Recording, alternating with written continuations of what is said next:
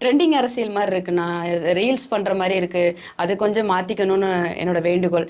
அதே மாதிரி நீங்க வந்து முழுக்க முழுக்க மக்களை நேர்ல சந்திக்கிறப்பதான் உங்களுக்கான எந்த விஷயமும் நீங்க உங்க கண்ணு முன்னாடி பார்க்க முடியும். எது உண்மை, எது பொய், எது நடக்க போகுதுங்கிறதே உங்களுக்கு அப்பதான் தெரியும். அது வரைக்கும் உங்களுக்கு தெரியறதுக்கான வாய்ப்புகள் கம்மி தான். ஏன்னா நீங்க இன்னைக்கு ஸ்கிரீன்ல தெரியற மாதிரியே எல்லா விஷயத்தையும் நினைச்சிட்டீங்களோ அப்படிங்கிறது என்னோட கருத்துனா. அது போலனா நீங்க இப்போ எப்படின்னா, இப்போ ஆம்புலன்ஸுக்கு நீங்க ஒரு கூட்டத்துல வழிவிட்டீங்க, ரொம்ப சந்தோஷம்னா, ஹேட்ஸ் ஆஃப்னா.